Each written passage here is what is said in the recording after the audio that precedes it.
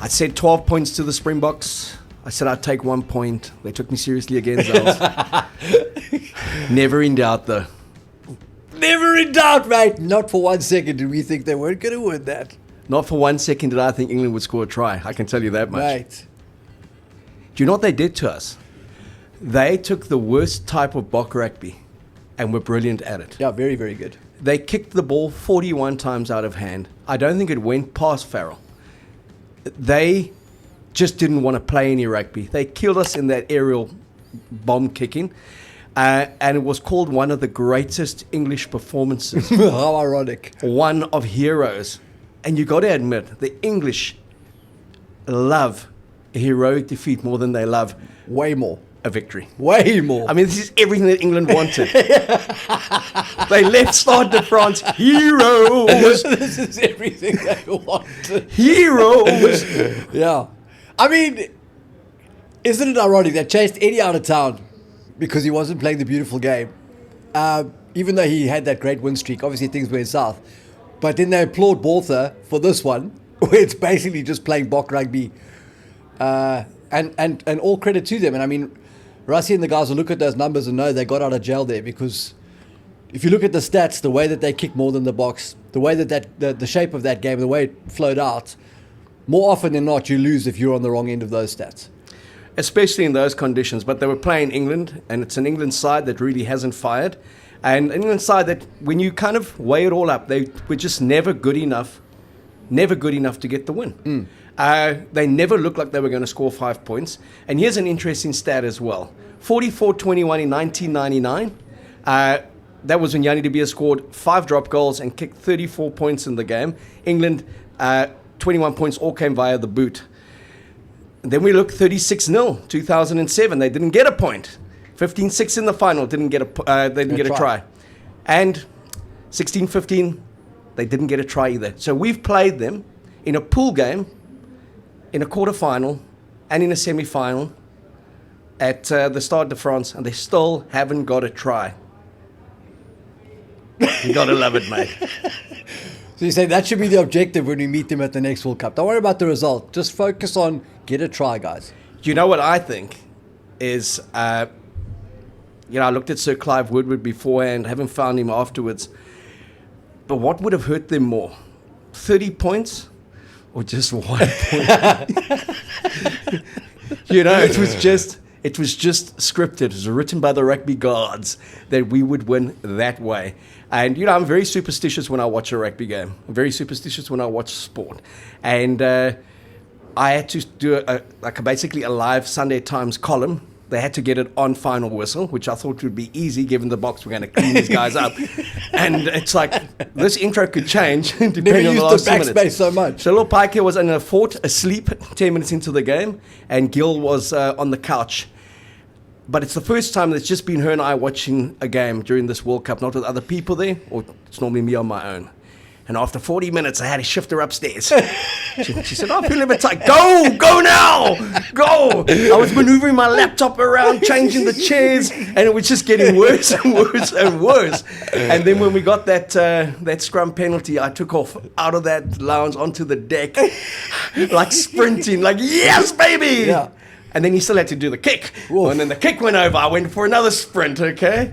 And then when that final whistle went, I think I may have even sprinted faster than Vinnie LaRue to get to the action, to send that copy, and to say, Boga! Not by 10, but just by 1. 1 is enough. Yeah. Mate, that penalty. I mean, he banged it over, I think, with 25 seconds left on the shot clock. And it went over by about 25 meters as well. Just, wow. So we go back to Andre Pollard. We said it from the beginning. There's several shows. Pollard would make it to the World Cup, and he would be a defining factor. Never doubt class. Never, ever doubt Andre Pollard. Not at World Cups. If you want to go play Barbarians rugby, have a second think about whether you want him there. But when it comes to World Cups and it comes to World Cup playoffs, this guy has done it time and again. He's 10 from 10 since arriving at the World Cup. And he's Bantu monster 50-meter penalties to take us through the quarterfinals and the semifinals. Andre Pollard. Laser-sighted. Andre Pollard. Yeah. I mean, just a magnificent performance, and the leadership he's shown as well. Yeah. We know we got out of jail there, but thank goodness we did, because England would be no match for the All Blacks at the moment, because that blueprint that England plays could have worked on a wet night in France against us. It's not going to work against the All Blacks. And we will also play a totally different game against the All Blacks. You know, I see Jacques Nienaber has said 30 plus points to win this World Cup final. It's going to be an expansive game. We're going to look at our team selections. We're going to discuss them. We spoke in the last week. We were surprised that they went with a 5-3 split. We thought they'd go 6-2, definitely. We were also surprised that they didn't make tweaks to the lineup, given how taxing and exhausting that that epic quarterfinal win against France was. And it nearly came back and bit them in the backside. Yes, it did. Yes, it did. Second game in a row, I felt like that now. You know, I felt like we could have beaten France by more with the right selections, and I do feel like we could have beaten England by more with the right selections. Bottom line is they won. We're back to the final. Regardless of what happens on Saturday, and nobody wants to talk about this, but regardless of what happens on Saturday, Boks have gone to back-to-back finals. That is nothing to sniff at. It's an incredible feat, and they said they were going to do it, and by hook or by crook, they've done it. Give me the raw. No raw today, mate. Ricky doesn't have a voice. Give me the raw. Ricky doesn't have a voice. He's out of town celebrating. Give me the raw. There's no raw. There's no raw today. No one wants to see Ricky again. And give me some insight.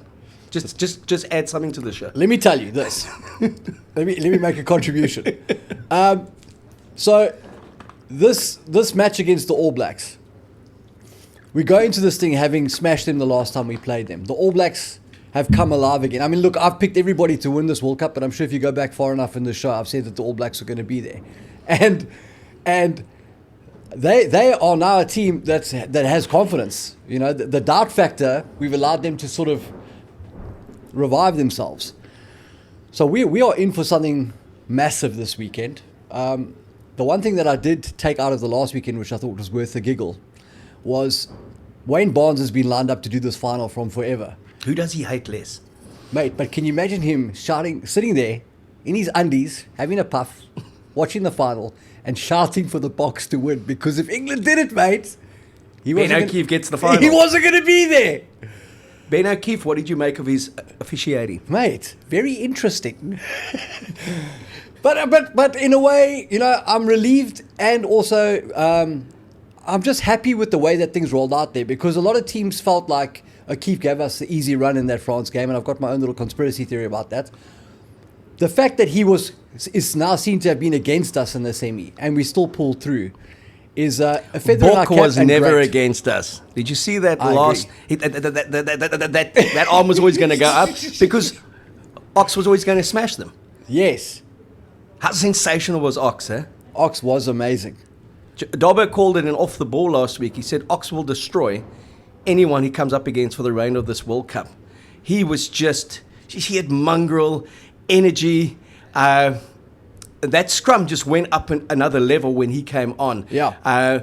And you look at the veterans, Kitsi and Frans Malherbe, and they've been magnificent for the best part of 3 to 6 years. Yeah. But again, how much did France take out of them? Because they just didn't look like they were at the races. Ibn Etzebeth, colossal against France, just looked like he had nothing left in the tank. Yeah. Sia the same. Yeah. And credit to Rassie and Jacques. Doesn't matter what your name is, what number you wear in your back. If they don't feel you're making a positive contribution to the game, they yank you. And they made their subs very early. Again, no disrespect to Mani, no slight on Mani's performance. When they pulled him on 31 minutes, it's because they realized this was going to be an arm wrestle, and it was going to come down to a last kick or 1 point. Yeah, I mean, it was basically an admission that they got their selections wrong. That's why they had to make those changes. And credit to them for having the guts to do that. It would have been, in some ways, it would have been easier for them to sort of ride it out and not take the heat that comes from that. So all credit to them for that. For me, you cannot, none of the players, there isn't a single Springbok player who I don't have utmost admiration for and respect. The Oaks have put themselves on the line in this World Cup. They've solved huge questions in these last 2 games to pull out the win. I feel like in a way, the players have bailed out the coaches over the last 2 games, and we need something great from the coaches in this one. Don't you think, though, and then the way they won it, I mean, they were outstanding in parts against Ireland, could comfortably have got that win in the end, but for a decision that went against them. But sort of a fantastic test match. Then to come out and beat the hosts the way they did, scoring 4 tries to 3, surviving on 30% possession and field position. Just the ticker they showed, the heart that they showed. We talk about Eben Etzebeth that game, just probably the greatest game he's ever played for South Africa. Yeah. But then Nick Mallet said, potentially one of the flattest ones he's played a week later. But it was to be expected in a sense. 100%. And that's why I felt it would be a messy victory for the Boks. I thought they would win it a bit more comfortably, but it would be messy because how do you lift yourself against a dogged English bulldog type team like England, who were always going to play negative? They were always going to try and keep the scoreboard down, frustrate us. It really was asking a lot for the same 23 to go out and do the business again when you had the fresh legs that were waiting in the stands. And I said early in the show, I was very surprised that they didn't tap into some of those fresh legs to start with, a kind of variation. Again, kudos to a guy like Franco Mostert, 18 tackles, effective ones from 18. But I think there was a bit of surprise when he didn't get pulled, but Eben got pulled. Ergia came on, and then he emptied the tank, Franco Mostert. And then the impact of a Kwagga Smith and a Dion Fourie. How good have those two blokes been? Spot on. But I mean, on Franco, he was pulled early against France, right? And then he was able to go now against England. Absolutely. Adding the sort of terriers that come on in the second half, just absolute work rate, explosiveness, massive contributions. But I mean, just an incredible performance for me because it showcased everything that you love about the Springbok team. They're a team that can win well. They're a team that can scrap. They can go to the gutters and come out there. And even when they went to the gutters, they produced a bit of magic to get themselves into a try-scoring range. And Ergia's name and the Viking, he did the rest. And wow, it was a heart stopper. It's been 2 weekends of heart stoppers. But just proud to kind of support this team and to love this team for the way they played. And, you know, we're all confident that they can win this World Cup and win it back to back. But really, it's the final the world wanted. Maybe not up north, but the rugby world, the true traditionalists, wanted this final, All Blacks against Springboks. Maybe not up north, but the rugby world. I love that. Glorious. The two teams with 6 World Cups between them, one of them will have a 4th one, and that will be 7 out of 10. And then you add the great Australian side when they still were great, 2, and we give England 1, 100th minute drop goal off the wrong foot. Lucky bounce to get that one. So that's a 10% return for the Northern Hemisphere when it comes to World Cup titles. 90% for the big 3. Right. And we still include that Australian side in the big 3. Not so much this one. What does it say to everyone about writing off the Southern Hemisphere? Oh, yeah. Did they peak in between World Cups, mate? But listen, did Ireland peak in between World Cups? But you have to give credit because even though it has rolled out so that the Southern Hemisphere teams are contesting the final, the Northern Hemisphere definitely pushed us. Like they were present at this World Cup. And it wasn't like World Cups before where it was 1 or 2 teams. They came to the party. Big time. They helped us make a party. But if you'll see, 3 of them have had to go home. And what's left is a bloke in black and a bloke in green and gold. Mate. It's mate against mate. It's Southern Hemisphere at its best. It's the traditional foes. It's the Bokke up against the All Blacks. It's the final everyone wanted in 2007, and then the All Blacks kind of got to Cardiff and never got out and had to go home and go play a Bledisloe Cup game against Australia. So, wow. Mate, 16 years later, they arrived. But it's terrifying that Fozzie may join the brave few who have won a World Cup, who've led the All Blacks to World Cup success. That is terrifying. It is terrifying, but I think a lot of people will give this one to Joe Schmidt and to Mr. True. Ryan. They have looked a bit different when they were introduced. But all credit to what these All Blacks have done and how they've come back in this World Cup. I've been very dismissive of them in the leading to the World Cup. I thought it was vindicated in the way they got rolled by France. I mean, France, Antoine Dupont, Fabien Galtier, they must be sitting at home thinking, How? How are they in the final? We're not. How is the team in black in the final and we're not? Johnny Sexton must be pacing up and down, thinking he would give his whole career back just to be in that final. Not to be. The Springboks are there and the All Blacks. When you look at the game, I don't think the All Blacks will take that much out of the Boks semi-final. I think they would see, because they don't play that way, they would see it was conditions that suited that kind of dogfight. But what they will take out of it is that this South African side just doesn't go away. That's 100% right. I mean, you cannot take anything out of the way that they played, because literally it's just guys treading water trying not to drown.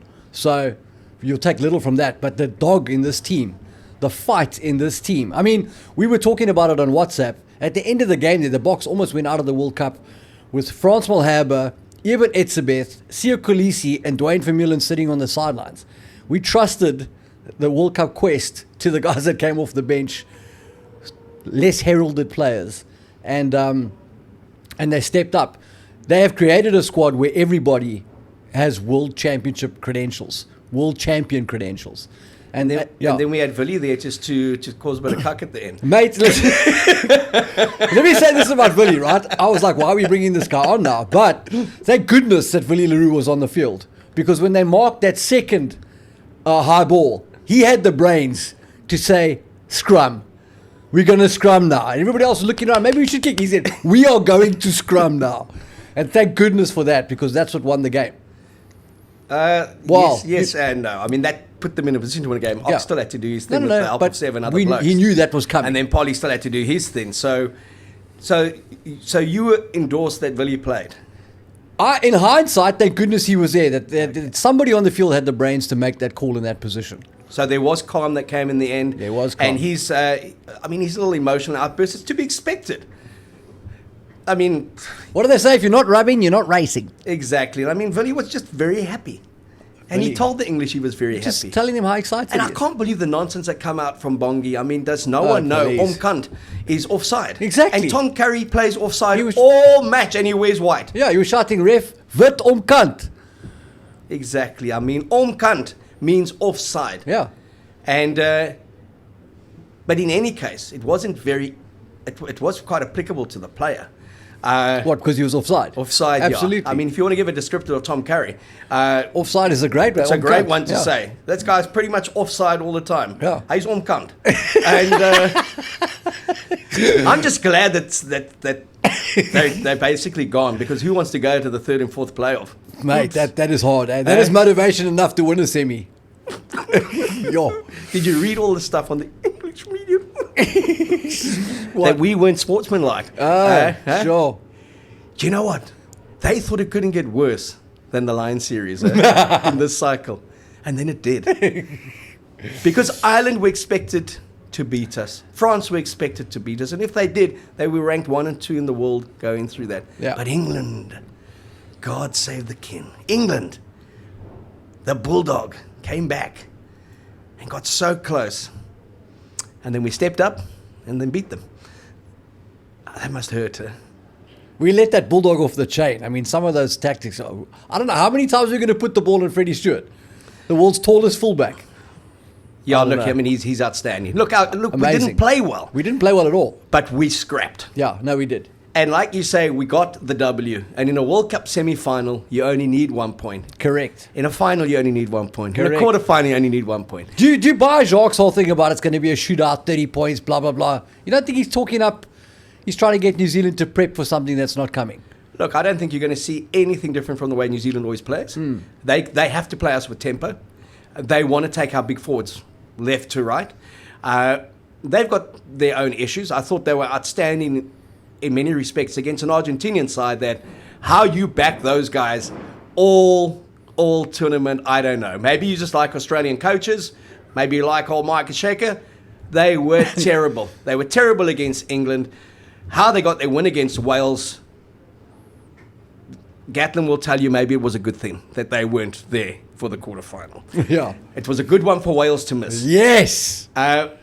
But I thought New Zealand's out-of-hand kicking game was still very ordinary again. Some of the decision-making left a lot to be desired. And then you can guarantee that every match, Scott Barrett's going to give you a mindless brain implosion. Up by nearly 35 points or something, 5 meters from their try line, and you cynically tap the ball out of the scrum off, and you get yellow carded. He's got to have some South African in that guy. Yeah. He's dumb enough to play for Falco, surely. Yeah. He's reminiscent of a lot of our good, hard locks that played back in the day. Giannis Big, strong, Rabuschagne. and dumb. Man. Physical, My Odomiki. but not the smartest. No, and then the way they punished the rest of the team was they never put him back on. And they had to play the last 7 minutes with 14 by That's choice. how bad he was. We'd rather play a man down. By choice, because they were worried he's going to get another yellow, and that's Yeah. him out the World Cup final. Yeah. So their game management was very good. Richie Mohanga, 4 out of 8 off the tee, Yep. and didn't kick particularly well. And then we saw Will Jordan get the 3 tries, take him to 8 with Brian Habana, Julian Sevier, and the incomparable late John Olamu. And you have a theory that when Mohanga just had to draw, flip the pass, and it's the record breaker, Will Jordan. You said to me that he likes Will Jordan, but you think he likes Jonah a little bit more. Correct, mate. There's no chance Willie Jordan's going to overtake John Olamu in the try-scoring stakes. He won't score against the Springboks because they're not going to pass him the ball, mate. Because if they pass him the ball and he touches it, he scores. Can you imagine Argentina, England was going to be the World Cup final? Yo. Yeah, just Friday night, just before kickoff, I thought this could be a bit of a banana peel for the All Blacks because they had that incredible win against the Boks at Ellis Park and then went home a week later and lost for the first time in history against the Pumas in Christchurch of all places. So that would have been in the back of their minds. And it was kind of like those first opening 4 minutes. New Zealand didn't touch the ball, penalty, 3-0 to the Pumas. I thought, this could get a little bit interesting. And then it obviously didn't. New Zealand ran away with it. And I was quite relieved that, Jesus, it's not going to be Argentina. As much as I love that country, Yeah. I don't really particularly love the rugby team. Yeah. There's no Messi playing 10 for them, man. And glad that the All Blacks got through because this is the final I want in New Zealand against South Africa. Many respects I can't lose. But Just putting that out there. sorry, in the Irish, I'll What tap into Irish? that one during the UFC, okay? And then cometh our game. And I saw those conditions. And I just thought, okay, it's going to be a dogfight. But we'll get into the game and we'll eventually ride this one out. And I really did think the caliber of player Totally. that we would be good enough for a 2-score double-digit points differential. However, they were fatigued and they were flat. Yeah. Game management's going to be critical. Rassie's already obviously told, and Jacques has told the team who will be playing. We don't know that, or do we? What would you change? And how would you change it? So I would make a few changes. I would want to make sure that I have some of my veterans on the field in the final 25 minutes. I feel like Ox is a great guy to start. He's done it before. We did it in the Lions series. He's high in confidence. He's fresh legs. Kitsy will relish the idea of coming off the bench, full guns, for 35 minutes, 30 minutes. So that's a change I would make. We have to play Bongi, who in many respects to me is our MVP, just because of how irreplaceable he is. You will definitely start France. France. Eben, I don't think you can put him on the bench. I think Eben has to start, and Franco Mostert-Sos has to go again. The question is, on the bench, do you go with 2 locks? You have to go 6-2 split, I think, but do you go 2 locks or no? The back row, I would start Jasper. I would have started Jasper this last game, and I'm not a huge Jasper Visa fan, but Dwayne, you can't ask that guy to play a quarterfinal, a semi-final, and now a final. 3 straight. A year and a half ago, Rassie was telling everyone he's got 5 games left in him. I think that was 15 tests ago. So Dwayne is a guy I would have come off the bench for his leadership in the last 30 minutes, for his ability to turn over the ball and all that sort of stuff. I'd have Jasper just absolutely run at the line and run into All Black shoulders in that first 30. So you'd have Peter Steph, and Sia. Yeah, I would start with Faf and Andre. No question, I would start with Faf and Andre. I don't care And I take it Marnie's not in your 23 for the final. That is actually a more difficult decision than I thought it would be to make. But for me, it comes down to, is it Marnie or is it Villy? And I feel like we've got a lot of fullback cover. We've got lots of guys in that team who can play fullback. So yes, there's the Villy experience factor, but whether we like it or not, Lebok has got K's on the clock at 10, doing his thing in the box. They've got a familiarity playing around him, and he is our secondary goal kicker. So maybe you have to have him in that at 23. So at 6'2", are you going specialist scrum off? We're going to get to your forward replacements now. Yeah, I'm going Kubus. Okay, and then you're going Mani. So Lukanya We haven't played him. he's just got to watch from the stands. He's got to watch from the stage. If they were going to play him, they would have played him already. Kane Moody? Very hot, very difficult to leave him out, but I feel like a 6-2 split is more important than what I think Kane and I think he adds massive cover potential, but you've got to have 6 forwards for this one. Does he come in at 13 for Jesse No. against the All Blacks? No, not now. Not now. That'd be the wildest of wild. Listen, this is Rassie. I mean, What would they have taken out of that 35-7 win, his performance at centre against that style of player? He looked so comfortable on the ball. One thing we know about these guys, Rassie and Jog, they'll make the big calls if they have to. yeah. As we saw with Jasper. Yeah. As we've seen by pulling big-name players early in games. But they spoke about unleashing Kane and Moody on the world, and they haven't really. Is it this week? Do they put him in? Does Kurtley Aronson miss out? No, surely not. No, I'm asking. Yo. He didn't. I mean, he struggled under some of those bombs. I've said from the beginning I would have had Cheslin and Kanan as my wings, but they've invested in these guys, and now they've kind of got to see it through. I mean, it's a bit, I'd be very surprised if they made those changes. Not because I don't believe in those players or think that could work, but for a World Cup final at this juncture, I'd be very surprised. Because last week it was all about form. So you leaving Villy Leroux out of your 23, even though you said thank goodness he was there. Yeah. For his composure. Yeah. Is that not a contradiction? It is a huge contradiction, a massive contradiction. But you have to leave somebody out. And so you're looking at Villy, Marnie, Kanan for 23 if you go 6-2. Why are you picking Marnie if he doesn't start? Why are you picking him on the bench? Because there's a potential for Andre Pollard to break his knee in the first 2 minutes. And then can't Damian Willemse go to 10? Damian Willemse can go to 10, but he's not a guy that they've played there recently a lot, and he's our starting fullback. So it's a 2-for-1 change. We saw what happened against Wales and Cape Town when they made 68 changes for one injury.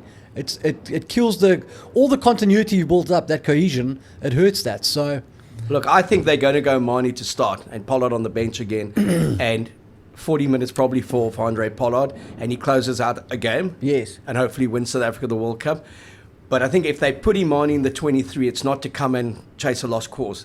It's basically to start when there's less pressure on him in the beginning. He can play his natural game and kind of build on that kind of continuity he had at Twickenham. Yeah. Kick to the corners. I think you're going to see for the first time in this tournament, you're going to see the Bok pack start playing with that pack, because it's the one area where they think they have the upper hand on New Zealand. And they will really need an improved performance from what we've seen. They've scrapped well, but they haven't been very cohesive. And the line-out in the semi-final and final was not a factor for the Boks. The scrum, fortunately, became a factor against England. It was taken out of the game, by and large, against France, even though we won 2 scrum penalties on their ball. So New Zealand also won't want to be giving us scrums. 100%. And they certainly won't want to be giving us line-outs. And their set piece has been surprisingly good in the latter stages of the pool matches, and I thought it was very good against Ireland, and again very good against Argentina. They look composed. Sam Whitelock, wow, I mean, to still do what he's doing, he seems to have come alive in the last 100 plus minutes of the World Cup. I thought you were going to say tests. And them having Brodie Retallick to come off the bench, potentially Scott Barrett to come off the bench if they then start with Brodie, and which I think they'll start with Brodie and Sam Whitelock for a final. Shannon Frizzell has been big for them. There's not a like-for-like replacement. If he doesn't play, they lose a lot. And I think they got the hooker balance right against Argentina. I don't think you can go in with Cody Taylor and Dan Coles. No, not against the Boks. I think they really do need the power Tongan impact comes off the bench. But yeah, I thought they were very good, and they will be good in the final. But we will also be good in the final. It's going to be a fascinating week to see what kind of mind games are being played. There's just such respect between the two teams, such incredible rivalry between the two nations.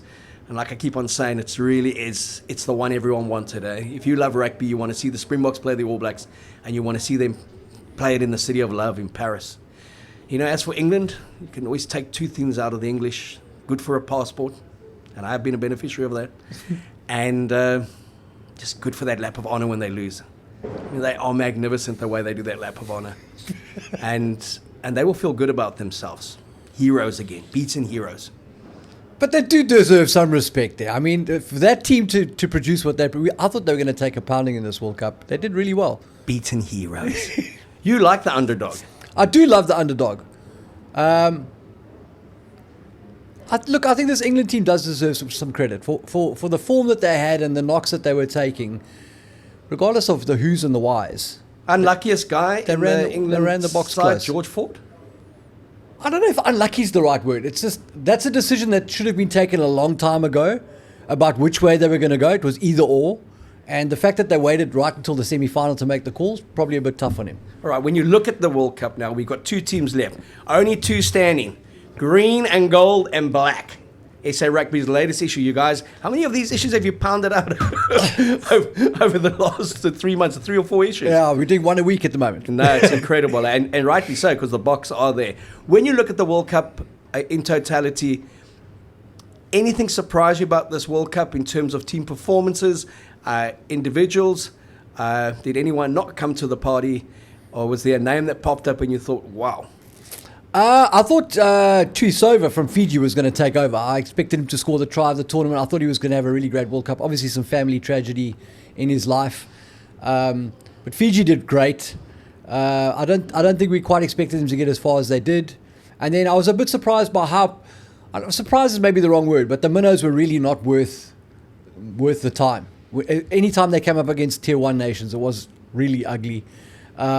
Did enjoy watching them play against each other. There were some great performances there. And then the playoffs really impressed me. I knew it would go up a level, but the playoffs were superb. Even though the semi-finals, people are saying were let down because of the draw and whatever. If you look at on balance, you know, we had 4 quarterfinals, 2 semi-finals, and with the exception of the Argentina All Blacks game, which almost put me to sleep, the rest were great games. So, yes. Sorry, you said he put you to sleep. Yeah, yeah. You don't like one-sided games. Well, just Lots of tries. You don't like tries. I like it when both teams play. It's more fun. Your Argentinian team certainly didn't pitch up at this No. World Cup, eh? No. Just for a few minutes against Wales.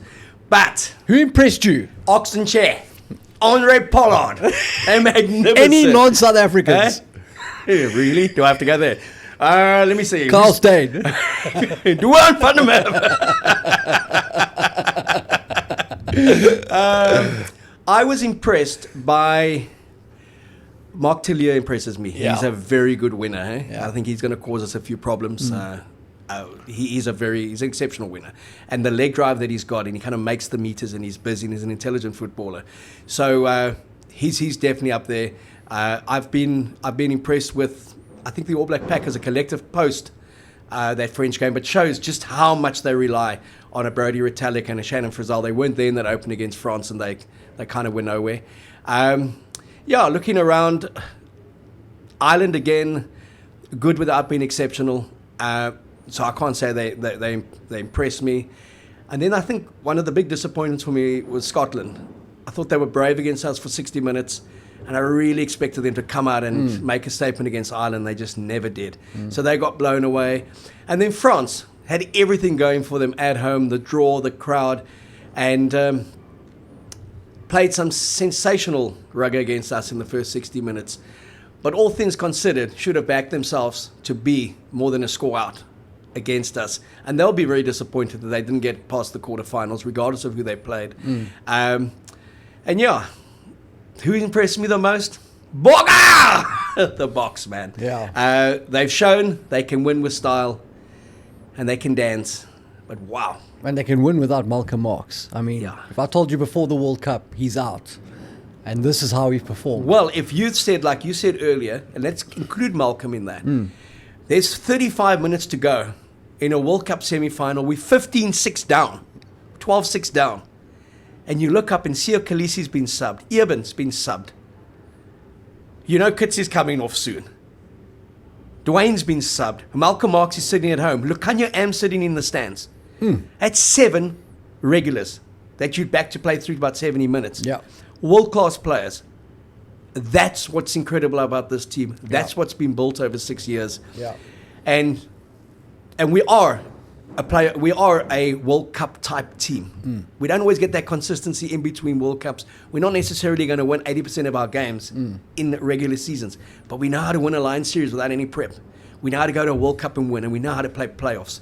And it takes dog mentality, and it Big just time. takes heart and understanding that if it's an arm wrestle, you just got to back yourself to be a bit stronger. I always go back to the final in 2007 when all the English media started writing about, can the Boks replicate the 36-0 in the final? Can they score 4 tries? Because that's what they wanted, us to play an opening freestyle game. And Eddie Jones, who was the technical advisor for the Boks, said to Jake White, mate, I've lost a World Cup in the 100th minute. Let's win one. Basically in the 100th minute. All we need is one more point. That gold looks a lot better than the silver.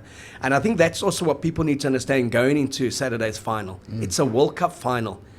And who cares how we play, how we do it, 100%. as long as we do it. 100%. And the mood of this country would have been a lot different had we lost an exhibition-type game, 38-36. Spot on. Then it would have been 16-15. Spot on. More frail Springbok teams would have folded, buckled in those conditions. Everything went against them in Paris on Saturday night. This team has got heart, but they've got mental strength. And it's the one thing that every Kiwi, even Sir JK, has to admit, they just don't go away. I love that. I mean, isn't that what you want to be known for? Completely. Hey? You don't want to be known for the guy with the great combinations, but you can't take a punch. You want to be the guy who can take the punch. Hey? The And throw resilient- one. And give that hammer blow. Yeah. 35-7, I think, is going to be more telling in the build-up this week than people are giving it credit for. That was our last experience of the All Blacks, was absolutely smashing them. We know we can do it. Yeah. How do we manage the players? Do we go the 6-2 split? Zels says 6-2. I agree with him, 6-2. I also agree with him, changes, tweaks, not radical changes. As much as I'd want to see Kane and Moody there, you've got to go with Jesse Kriel now. Agreed. You've got to back Jesse, eh? Agreed. Rassie, you got to back him, eh? And All Blacks pretty much see the same 23 coming out. That's all they've got, eh? I mean, they've only got one lock at the World Cup, so they have to play. All right. And they've got 2 good young props, eh? It's going to be a wonderful week. I'll be writing a few opinion pieces. Zels and the boys in SA Rugby will be giving you all the news from France. And I can tell you it's going to be a respectful week. There's not going to be any trash talk. Lies! That's not how they operate, these guys. But it's the old enemy, it's the old foe. It's Bokke against the All Blacks World Cup Final 2023. One of those teams will leave with a record, a 4th world title. And that would mean 9 out of the 10 won by Southern Hemisphere teams. So much for that Northern dominance.